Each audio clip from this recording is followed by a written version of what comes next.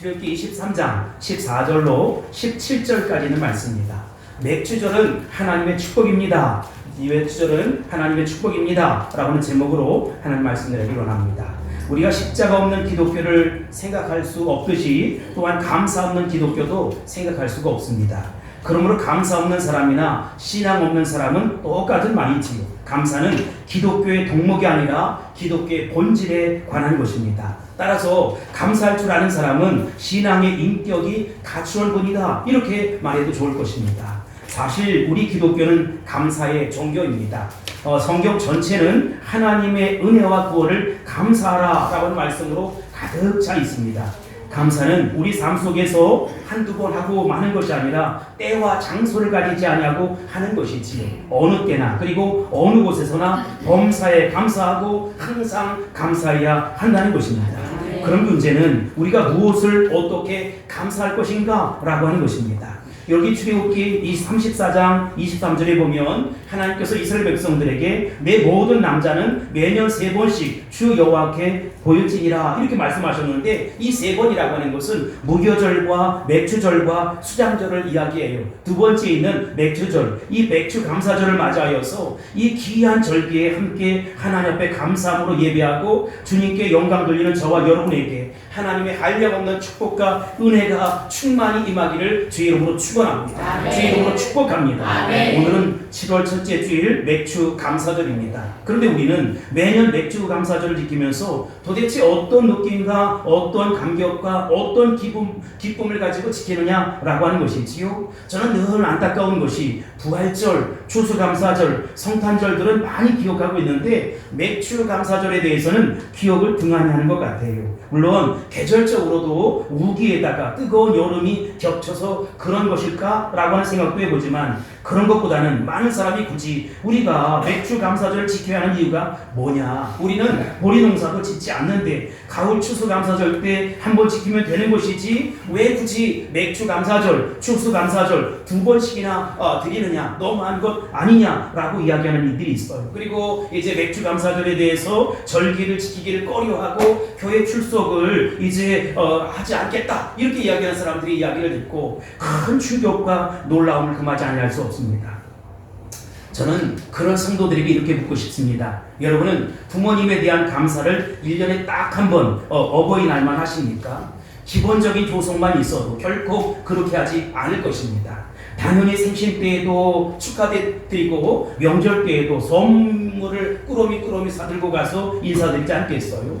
혹시라도 생신 차려드리는 것만 해도 힘들어 죽겠는데 왜 이렇게 추석과 설은 자주 돌아오는지 부모님께 선물해드려야 되는데 부담이 너무 크다, 이 말이지요. 이런 자녀 있습니까? 만약 정말 그런 마음이 드는 자녀가 있다면 그 부모는 그런 자녀를 두고 얼마나 마음이 상하겠어요? 기분이 도대체 어떡하겠어요? 선물을 못 받아서가 아니라 자식이 부모를 그렇게밖에 생각할 줄 모른다 라고 하는 것 때문에 섭섭한 마음, 불쾌한 마음이 들 것입니다. 정말 자기를 낳아주시고 길러주신 은혜에 대해서 감사하면서 그렇게 정말로 고맙습니다, 감사합니다라고 감사를 표현한 것과, 아니 도대체 왜 이렇게 추석은 돌아오는지 아니면 명절은 돌아오는지 알 수 없다, 이런 생각으로 가득 차 있다면 그 불효막심한 생각을 떠올릴 때마다 불쾌한 감정은 이루 말할 수 없을 거예요. 여러분, 그런데 육신의 부모에도 그런데 하나님 아버지 앞에 우리가 함부로 하는 것이 아니냐 이 말이지요. 그렇다면 여러분, 하나님께서는 왜 도대체 우리에게 맥주 감사절을 지키라 라고 명령하셨을까요? 오늘 맥주절을 맞이하여서 맥주 감사절의 진정한 성경적인 의미와 우리가 이 절기를 어떻게 지켜야 되는지를 살펴보고, 또 맥주 감사절을 지키는 자가 받는 하나님의 축복은 도대체 무엇인지 이 축복에 대해서 생각해 보면서 은혜를 받고자 합니다. 첫 번째, 맥주 감사절의 의미입니다. 맥주 감사절은 올해 전반기수와 곧 올해 처음 익은 곡식을 거두어 감사하는 절기입니다. 그 기원은 출애굽기 34장으로 돌아갈 수 있는데, 이 말씀은 하나님께서 모세를 통해서 주신 십계명과 율법 중에서 절기에 관한 의식법에 해당되는 말씀입니다. 하나님께서는 하나님의 언약 백성들이 지켜야 할 의무로서 1년에 3번 적어도 무교절, 맥주절, 초장절을 지켜야 된다는 것이지요. 출애굽기 23장 오늘 14절 17절에도 너는 매년 3번 4개의 절기를 지키라 이렇게 말씀하고 있어요. 15절에 보면 너는 무교병의 절기를 지키라. 넘어가서 이는 그 달에 내가 애굽에서 나왔습니다. 16절 맥주절을 지키라. 이는 내가 수고하여 밭에 뿌린 것의 첫 열매를 거둠이니라. 수장절을 지키라. 이는 내가 수고하여 이런 것을 연말에 밭에서 거두어 저장함이니라. 17절 내 모든 남자는 매년 3번씩 주 여호와께 보일지니라 라고 말씀하고 있습니다. 맥주절은 봄에 농사를 지어서 그 첫 열매를 드리는 절기로서 우리는 뭐라고 이야기하느냐? 초실절이라고 합니다. 이스라엘 백성들이 언약의 땅에 들어간 후에 씨를 뿌리고 파종을 하고 추수 때 이삭을 거두어서 하나님 감사합니다 라고 하는 절기가 이 초실절 맥주절이라는 것입니다. 여기서 말하는 이삭은 보리 이삭을 이야기합니다. 이 유대인들에게는 이제 보리가 먼저 이렇게 수확이 되고 난 이후에 미리 수확이 된다는 거예요. 보리 추수를 해서 그 열매를 바치는 절기다 해서 맥주절이라는 것입니다. 첫 열매를 하나님 아버지 앞에 드리고 위해 그 비로소 이스라엘 백성들은 드리고 난 이후에 핵국식을 가지고 이제 먹기 시작했다는 것입니다. 그런데 맥주절에는 2가지 큰 영적인 의미가 있습니다. 첫 번째, 십계명의 말씀을 주신 날이 바로 이 맥주절이라는 것입니다. 이스라엘 백성들이 출애굽에서 50일째 되는 날 시내산에 도착했어요. 물론 시내산께서 11달 5일을 있었는데 하나님으로부터 이스라엘 백성들이 앞으로 이제 하나님께서 허락하신 가나안 땅에 들어가면 어떻게 살아가야 하는가 라고 하는 구체적인 계명을 주셨는데 그것을 가리켜 우리는 십계명이다 이렇게 얘기합니다. 그러므로 이 맥주절은 하나님 아버지께서 십계명을 통해서 이스라엘 백성들로 하여금 선민의식을 가지고 선민으로서 하나님의 은혜와 사랑 속에 살아가는 방법을 이야기한 날, 이것이 바로 맥주 감사절이라는 것입니다.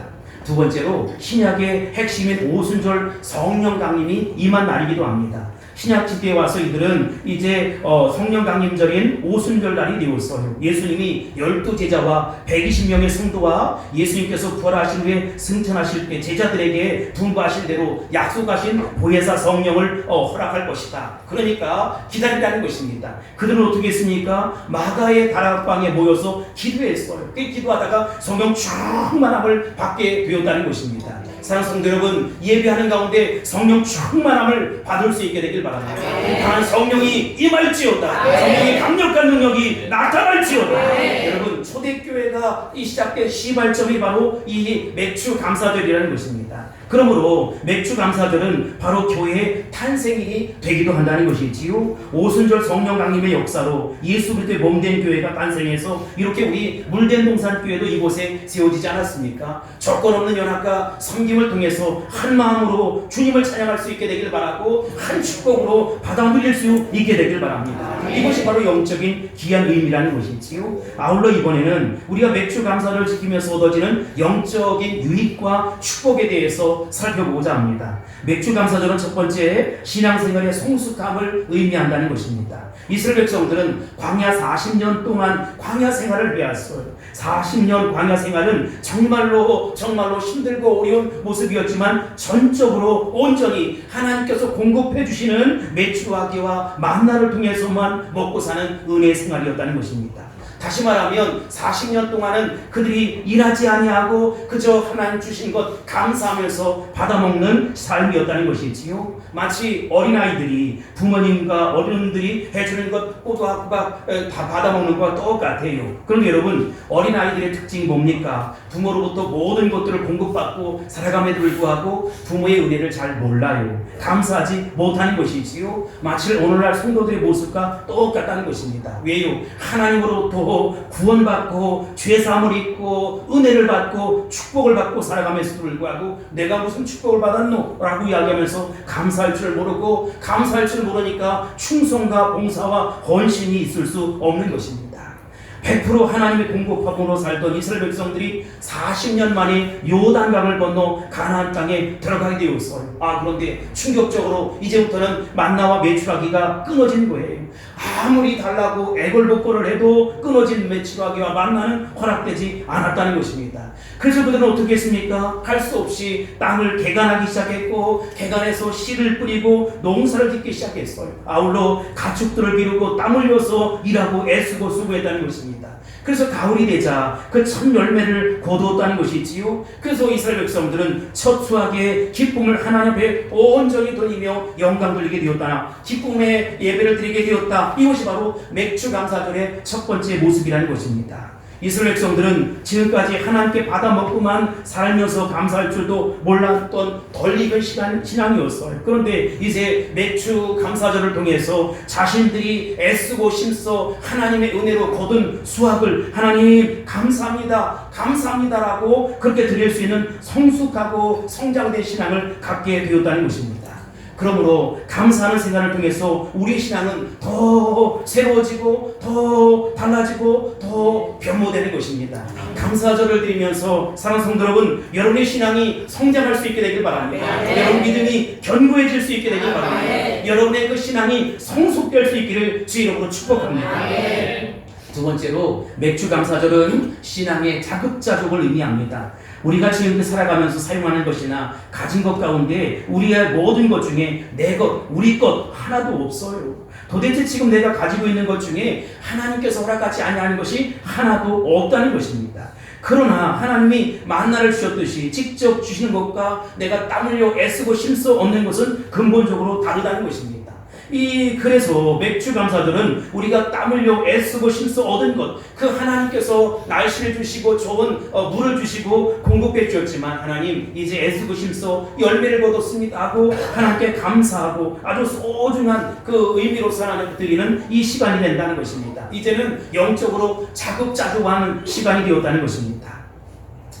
1950년대 우리나라의 기독교는 6.25 사변으로 말미암아서 민족적으로 큰 낭패를 겪고 고통을 겪었습니다. 미국이나 다른 나라의 구제품이나 원조 물품을 갖지 아니하고는 살 수 없는 너무나도 초라한 그런 모습이었어요. 그런데 1960년대에 들어와서 잘 살아보세 새마을운동을 시작하게 되었고 이 기독교에도 새바람이 시작되었던 것입니다. 하나님 은혜 가운데 벌이가 있으니까 월정금이 11조로 바뀌게 되었고 눈 씻고 보아도 찾아볼 수 없었던 감사함금을 한 명, 두 명 드리기 시작했다는 것입니다. 그 후로 교회마다 놀라운 부흥의 불길이 불기 시작했고 이 나라의 민족이 잘 사는 나라, 축복된 민족이 되었다는 것입니다. 지금은 어떻습니까? 146개국 22,259명의 선교사님을 파송하게 되었고 이룬 나라들의 어려움들을 돌보는 헬퍼교회가 되었다는 것입니다. 여러분 이것이 바로 자급자족하는 성도의 모습이고 성숙된 믿음, 성장된 믿음으로서 감당할 수 있는 사명이라는 것입니다. 그러면 여러분 우리 이제 광야 생활을 청산할 수 있어야 된다는 것입니다. 하나님을 전적으로 의지하고 사는 것은 좋지만 하나님만을 의지하고 살던 생활이 이제는 자급자족의 생활로 변화되었다는 것입니다. 하나님 이것저것 달라고 막 달라같이 막 주룩두기만 하던 믿음에서 이제는 하나님 앞에 드리면서 감사하고 드리면서 행복하고 드리면서 기쁨을 유지하는 것입니다.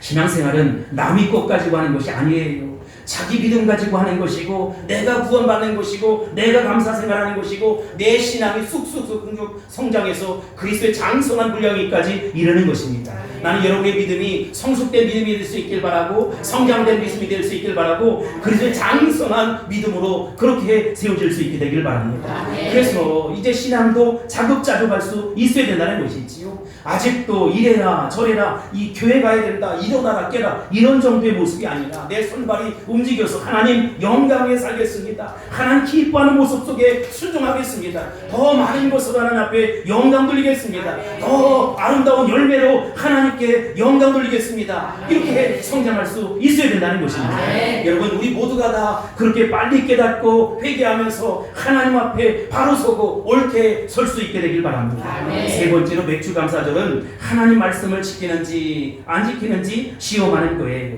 하나님은 광야 생활을 통해서 이스라엘 백성들에게 시내산에 왔을 때에 율법을 허락해 주셨잖아요. 그런데 하나님 말씀과 계명은 듣기만 하라고 주신 것이 아니라는 것입니다. 듣고 어떻게 해요? 행하라는 것입니다. 신명기 28장 1절 보겠습니다. 시작. 내가 내 하나님 여호와의 말씀을 삼가 듣고 내가 오늘 내게 명령하는 내 하나님 여호와께서 너를 세계 모든 민족에 뛰어나게 하실 것이다. 아멘. 그러므로 맥주 감사절을 지키라고 한 것은 하나님 말씀 우리가 지키는지 안 지키는지, 그 말씀 앞에 순종하는지 불순종하는지 하나님이 시험하는 시험의 시금석이라는 것입니다.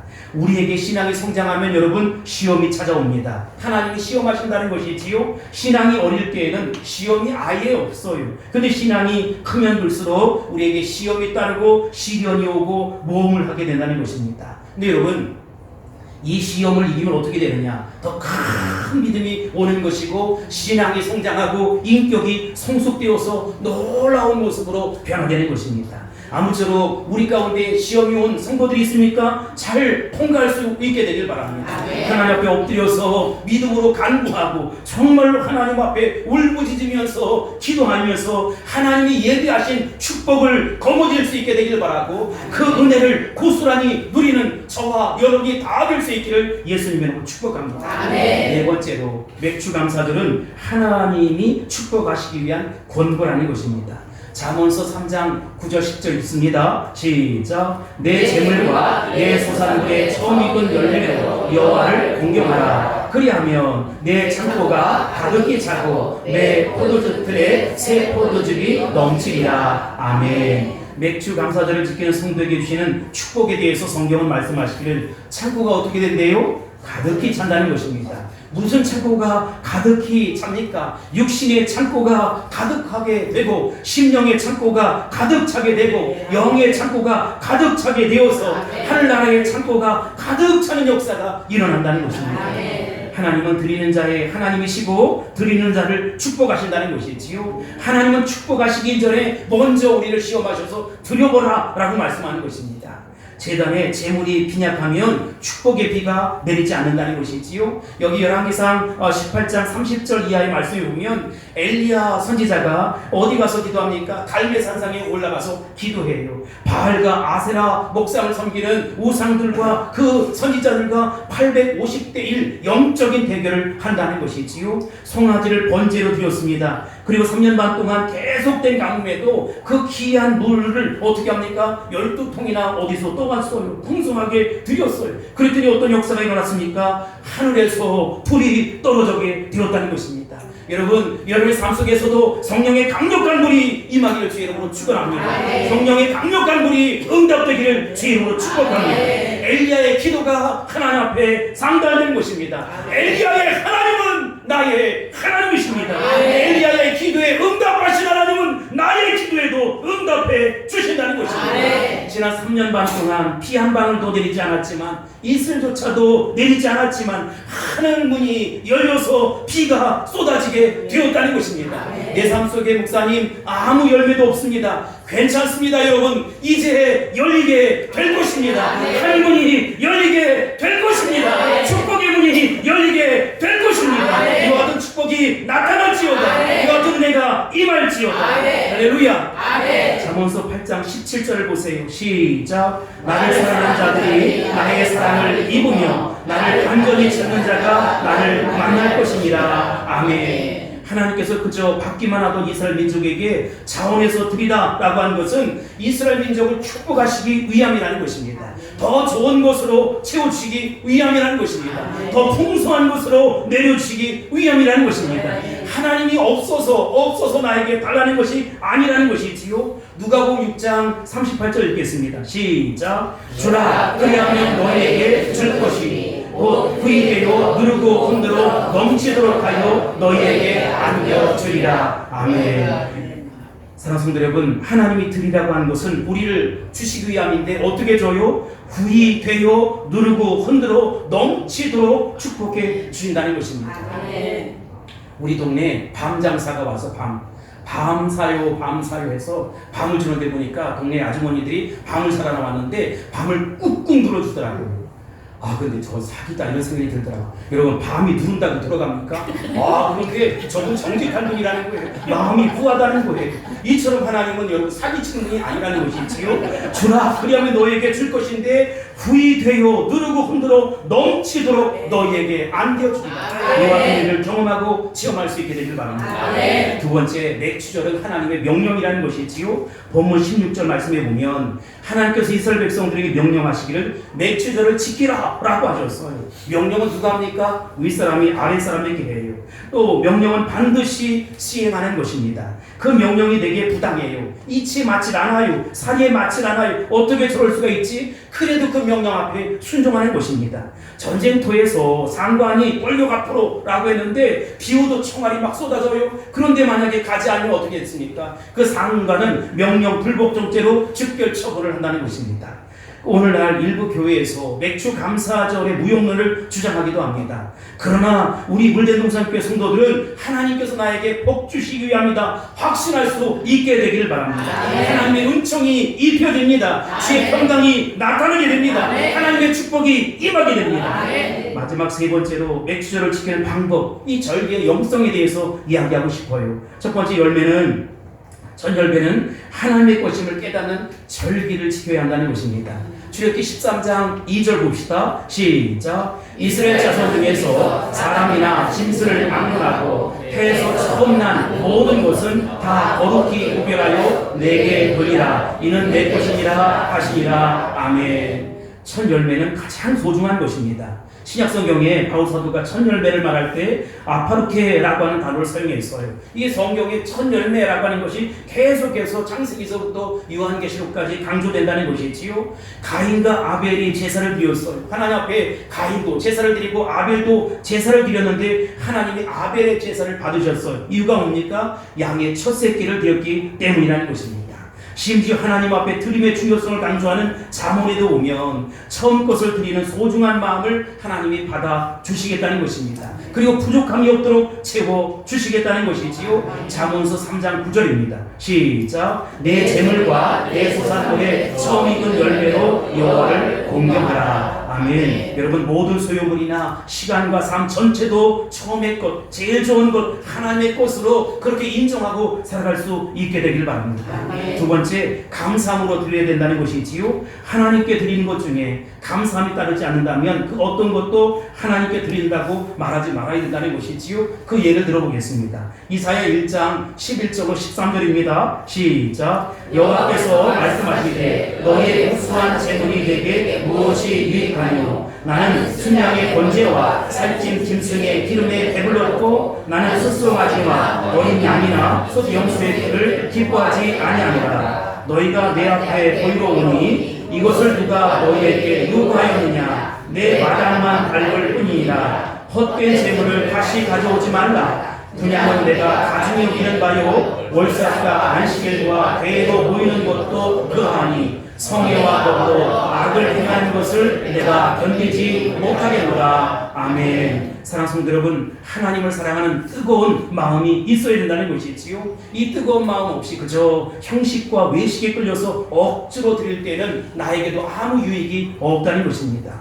실제로 사도행전 5장에 보면 아나니아와 삽비라가 거액의 헌금을 하나님께 하고도 하나님의 침노를 받았어요. 그러나 마가복음 12장 41절 이하에 보면 한 가난한 과부가 등장합니다. 아주 적은 돈, 우리로 얘기하면 20원 정도 되는 두렙돈, 이 두 입에 그 헌금을 했어요. 그런데 이상하게 예수님께서 그 헌금을 받으시고 칭찬하시고 축복해 주셨습니다. 그러면 그 차이가 뭘까? 여러분, 그 하나님 앞에 감사하는 뜨거운 마음으로 드렸고 자원하는 마음으로 드렸다는 것입니다. 특별히 맥주 감사절은 감사의 절기입니다. 이스라엘 백성들이 애굽에서 나와서 젖과 꿀이 흐르는 가나안 땅에 들어가게 된 것에 감사해서 이제는 매출하기와 만나기와 더 이상 오지 않았지만 그 은혜에 감사해서 하나님 애쓰고 심써 그 은혜 열매 주신 것에 감사해서 드립니다 라고 하는 것이지요. 우리는 이 죄악된 세상에서 예수 보혈의 능력으로 말미암아 구원받은 하나님의 자녀가 되었습니다. 천사도 흠말 만한 귀한 사명을 허락해 주셨습니다. 우리는 저 지옥을 향해 달려가는 인생들이 아니라 영원한 새 하늘과 새 땅 천국을 소망하며 살아가는 영의 백성들이라는 것입니다. 그래서 마땅히 이 땅에서의 삶이 어쨌든 하나님께 감사하는 것이 마땅한 것입니다. 별빛 보고 감사하면 달빛 주시고, 달빛 보고 감사하면 햇빛 주시고, 햇빛 보고 감사하면 의의 태양이신 예수님을 허락해 주시어서 우리 인생의 축복뿐만 아니라 영적인 복을 누리고 천국을 소망하며 살게 하신다는 것입니다. 여기 본문 15절 하반절 말씀에 보면 빈손으로 내 앞에 나오지 말지니라 라고 했습니다. 정성 가득히 담아서 하나님께 드릴 수 있게 되기를 바랍니다. 나의 믿음을 표현하고 나의 신앙을 표현하고 사랑을 표현할 수 있게 되길 바랍니다. 세 번째로 감사에는 항상 희생이 있어야 된다는 것이지요. 아까 말씀드렸던 왜 예수님은 부자가 많이 들은 것은 거절하고 가난한 과부가 드렸던 것을 칭찬하셨을까요? 그 속에는 이 희생이 깃들어져 있었다는 것입니다. 사실 이 가난한 과부에게는 이 두랩돈이 생활비 전부였어요. 그것 드리고 나면 지금 앞으로 어떻게 살아가야 될까 막막한 것이지요. 굶고 살아갈지도 모른다는 것입니다. 과부가 두랩돈을 헌금한 것은 액수로 보면 너무나 미미한 것이고 작은 것이지만 정신적으로는 가장 풍성한 것이고 가장 큰 헌신이었다는 것입니다. 그 여인은 돈으로 헌금한 것이 아니라 마음을 다해 헌신했고 중심을 다해 헌신했고 희생의 마음이 있었던 것입니다. 많은 것 중에 절반을 드린 것보다 작은 것 중에 전부를 드리는 희생이 필요한 것이지요. 열왕기상 17장에 보면 사르밧 과부가 등장해요. 그런데 먹을 것이 없어요. 비가 오질 않아요. 정말로 죽게 생겼어요. 그 아들과 이제 이거 먹고 죽으려고 준비를 했는데 이제 엘리야 선지자가 다가온 것 아니겠습니까? 거기 물 한 컵, 밀가루 조금, 기름 몇 방울 남아 있었는데 이것을 어떻게 합니까? 이래 죽든 저래 죽든 죽게 생겼으니까 이 주의 종을 섬기겠다는 거예요. 여러분, 그 헌신이 있었을 때 정말로 인생 대박이 났고 쪽박 같은 인생이 대박 터지는 놀라운 역사가 있었다는 것입니다. 하나님 우리에게 요구하는 것은 우리에게 또 풍성히 주시기 위함이라는 것입니다. 적은 물질 정성을 다해 드렸는데 하나님께서 넘치는 것으로 채워주시고 부어주신다는 것입니다. 이와 같은 은혜를 경험할 수 있게 되길 바랍니다. 이와 같은 기적을 체험할 수 있게 되기를 제 이름으로 축복합니다. 할렐루야. 네 번째로 감사에는 믿음과 모험이 있어야 한다는 것이지요. 하나님은 믿음대로 이루어 주십니다. 내 믿음대로 될지어다. 내 믿음이 너를 구원하였느니라. 믿음이라고 하는 것은 항상 모험이 따라요. 이렇게 할까 저렇게 할까 망설여진다는 것이지요. 이렇게 할까 저렇게 할까 망설이지 마세요. 예수 방향으로, 믿음 방향으로, 말씀 방향으로, 은혜 방향으로 결정할 수 있게 되길 바랍니다. 큰 믿음을 발휘할 수 있게 되길 바랍니다. 그 큰 믿음 속에 역사가 일어나는 것입니다. 기적이 상식되는 것입니다. 놀라운 하나님 나라가 이루어지는 것입니다. 성경에도 보면 수많은 믿음의 사람들이 있었어요. 구약 성경에 모세가 있었고 다윗이 있었고 솔로몬이 있었습니다. 신약 성경에 바울이 있었고 베드로가 있었어요. 그런데 그들은 한결같이 모험적인 신앙을 했다는 것입니다. 이렇게 할까 저렇게 할까 안절부절 망설이지 아니하고 믿음으로 나가서 믿음으로 갔어요. 12회를 혈루증으로 앓던 여인이 있습니다. 유세비우스라고 하는 교부에 의하면 이 사람은 자궁암에 걸렸다는 거예요. 근데 이 자궁암에 걸려서 쩔쩔매는 그 순간 많은 의사를 찾았지만 고쳐지질 않아요. 많은 사람들에게 기도를 받았지만 낫지를 않은 것이지요. 그래서 유일한 입세 마지막 희망 같은 누구에게 옵니까? 예수님께 왔어요. 이것은 엄청난 모험이었어요. 근데 여러분 그 영혼이 구원받게 되었다는 것입니다. 그 육신이 치료받게 되었다는 것입니다. 예수 앞에 오셔야 합니다. 예수 앞에 이 문제를 내려놓을 수 있어야 된다는 것입니다. 키 작은 삭개오가 예수님 보겠다고 정말로 길거리에 나섰는데 너무 사람들이 많은 거예요. 그래서 어디로 올라갔습니까? 뽕나무, 예전 성경에 뽕나무, 지금 성경에는 돌무화과 나무, 어쨌든 뽕나무로 올라갔던 무화과나무로 올라갔어요. 올라가서 보니까 예수님이 삭개오야 내려오라는 것입니다. 내 집에 오늘 내가 유하여야겠다는 것입니다. 그 삭개오는 그 문제의 근원이었던 그 모습도 해결받고 영원히 구원받았을 뿐만 아니라 온 가족이 구원받는 놀라운 역사가 있었다는 것입니다.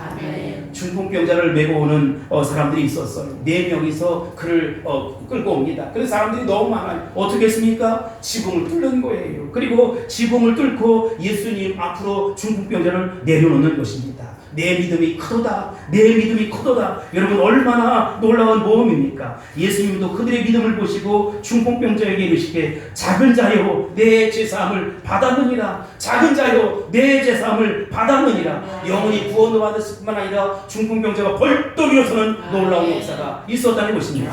사랑하는 성도 여러분, 우리에게도 모험적인 신앙이 필요합니다. 주님이 역사하실 것입니다. 주님이 간섭해 주실 것입니다. 주님이 책임져 주실 것입니다. 기적이 상실처럼 일어나게 될 것입니다. 믿음대로 될지어다. 내 믿음이 너를 구원하리느니라. 할렐루야. 이만한 축복이 임하기를 주의로 축복합니다. 마지막 5번째, 하나님은 절기를 지킨 자에게 뭘 주십니까? 축복을 약속하셨어요. 과거 초실절을 지키던 이스라엘 백성들의 농경사회를 보세요. 여러분, 이스라엘 달력으로 니산월 14일 제 안식일이 지나고 동이 틉니다. 새벽 여명이 밝아오기 시작해요. 나스들, 농부들과 여인들은 보리추수를 위해서 보리밭으로 갑니다. 이제 보리단을 낫으로 베고 첫 열매를 거둬요. 기쁨으로 거둔 보리단을 성전을 가지고 오지요. 그 첫 열매를 받아든 제사장은 어떻게 합니까? 번제단 북동쪽에 서서 지성소를 향해서 이제 감사, 보리단을 흔들면서 하나님 감사합니다 하고 이 성도의 모습에 감사하고 찬양하며 영광을 돌리게 되었다. 이게 바로 초실절이었어요. 여러분, 또 이런 풍경을 생각해 보세요. 안식 후 이틀째 날 새벽에 보리단 추수를 위해서 낫을 들고 기쁨으로 보리밭을 향해서 가던 여인들이 있습니다. 이 이미지를 한번 마음속에 두시고, 역사가 훨씬 더 지나간 어느 날 하나님의 아들 예수님이 이 땅에 오셔서 사망 권세를 깨뜨리시고 죽음을 이기시고 부활하셨어요. 그 전에 우리의 죄를 친히 담당하시고 십자가에서 제물이 되었다는 것입니다. 십자가에 못 박혀 돌아가셨다는 것입니다. 그날이 언제냐? 안식 후 이튿날 새벽이었다는 것이지요. 몇 명의 여인들은 푼이 가시질 않은 어떻게 하나님의 아들 예수님을 십자가에 매달아 죽일 수 있느냐? 그런데 그것을 모르는 사람들은 그저 이번에도 보리밭으로 달려갔어요. 그러나 이 여인들은 보리밭으로 달려갈 것이 아니라 예수님의 무덤으로 달려갔다는 것입니다. 그런데 놀라운 것은 이 부활의 주님이 그곳에서 여인들을 기다리고 있었어요. 그래서 마리아와 몇 명의 여인들은 이 새벽에 누굴 만나느냐? 주님을 만났다는 것입니다. 너무 기뻐서 마리아는 이 예루살렘으로 혹은 갈릴리로 가서 사람들에게 예수님이 부활하셨습니다. 예수님이 부활하셨습니다. 이 놀라운 사건을 증언하기 시작했어요. 바울 사도도 보면 고린도전서 15장 20절에서 이렇게 고백합니다. 시작. 그러나 이제 그리스도께서 죽은 자 가운데에서 다시 살아나사 잠자는 자들의 첫 열매가 되셨도다. 아멘. 예수님께서 잠자는 자들이 뭐가 됐대요? 첫 열매가 되셨다는 것이지요. 죽음을 이기시고 사망을 깨뜨리시고 부활의 생명을 보여주신 그분이 누구냐? 바로 첫 열매 예수 그리스도라는 것입니다. 봄이 되면 마침 죽은 것 같은, 아주 겨울이 너무 매섭고 힘들어서 다 죽어갔던 그런 생명들이 새싹이 돋기 시작, 꿈이 트고 이 땅을 뚫고 나오기 시작합니다. 그 중에 첫 열매를 거뒀을 사람들은 어떻게 합니까? 제사장에게 드리고 그는 그 첫 열매를 하나님에 바치면서 영광 돌리는 것이지요. 야, 어떻게 그렇게 힘들고 추운 겨울을 이렇게 이겨낼 수 있었고 이 열매를 맺어낸 것, 이게 다 하나님의 은혜다. 이게 다 하나님 앞에 감사한 일이다. 여러분, 그런데 우리 주님께서 부활의 첫 열매가 되었다는 것입니다. 무수한 로마 병정들은 예수님을 십자가에 못 박아 완전히 죽였어요. 그리고 정말로 다 이루었다라고 말씀하셨지만 그가 물을 쏟고 피를 다 쏟아서 완전한 죽음에 이르게 되었다는 것입니다. 그러나 여러분, 그것은 끝나지 않았어요. 내 삶 속에 야, 이제 끝났다. 내 인생은 끝이다. 더 이상 소망도 없다. 희망도 없다라고 하는 여러분, 그런 생각하지 마세요. 주님이 하시면 된다는 것입니다. 예수님은 죽음을 깨뜨리고 일어나셨어요. 사망 권세를 깨뜨리고 일어나셨다는 것입니다. 그래서 부활의 첫 열매가 되셨다는 것이지요. 우리도 그러므로 부활의 산소망을 가지고 살아가야 한다는 것입니다. 인간성, 독성, 죄성 가운데 연약함을 가지고 살아가는 이들은 안 되지. 왜 안 됩니까? 주님이 역사하셔서 될 것입니다. 부활의 산소망 되신 우리 주님께서 여러분의 삶 속에 오셔서 반드시 역사해 주실 것입니다. 그러니 작은 감사가 아니라 더 큰 감사로 나아갈 수 있게 되길 바랍니다. 아름다운 영혼들을 주렁주렁 열매로 맺어서 영광 돌려드릴 수 있게 되기를 바랍니다.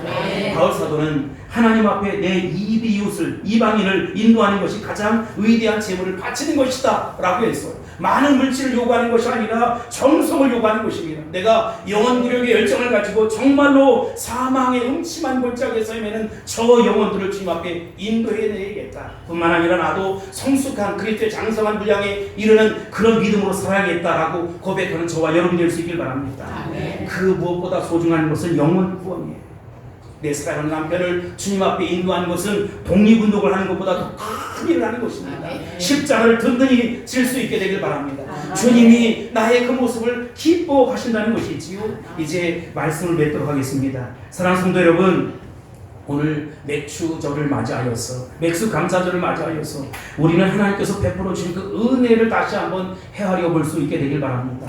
도대체 나에게 어떤 것을 주셨는지, 지금까지 나에게 어떤 것을 맡겼는지, 야, 그런데 물거품이야 다 지나가다니요. 여러분, 흔적을 보여주신 것입니다.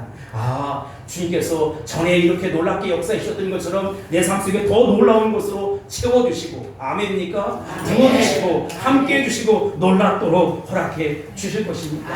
그것을 믿음으로 기다릴 수 있게 되길 바랍니다. 하나님께 영광 돌리는 저와 여러분이 다 될 수 있기를 주의 이름으로 축원합니다. 우리가 믿음으로 살아가면 하나님께서 약속하신 하늘의 신령한 복을 허락해 주실 것입니다. 이 땅의 기름진 복도 허락해 주실 것입니다.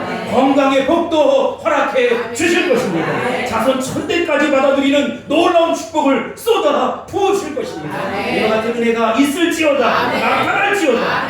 이제는 우리가 그 하나님이 예비하신 축복을 누릴 차례입니다. 여러분, 그 축복을 놀랍게 간증하고 그 축복을 놀랍게 감사하며 살아가는 저희 여러분이 다 될 수 있기를 예수님으로 축복합니다. 축복합니다. 할렐루야. 기도하겠습니다. 고마우신 아버지 하나님, 감사합니다. 날 구원하신 주님의 은혜 감사한데, 또 신령한 복, 또 육적인 복, 영적인 복, 이 땅에서의 정신적인 복도 허락해 주시고, 하늘의 신령한 복, 땅의 기름진 복, 강권의 복도 허락해 주시니 감사합니다. 천대까지 누리는 놀라운 축복을 헤아리며 살아갈 수 있도록 축복하여 주옵소서. 예비하신 축복을 거머쥐는 우리 모두가 될 수 있도록 축복해 주시길 소원하며, 사랑하신 예수님의 이름으로 간절히 기도하옵나이다. 아멘.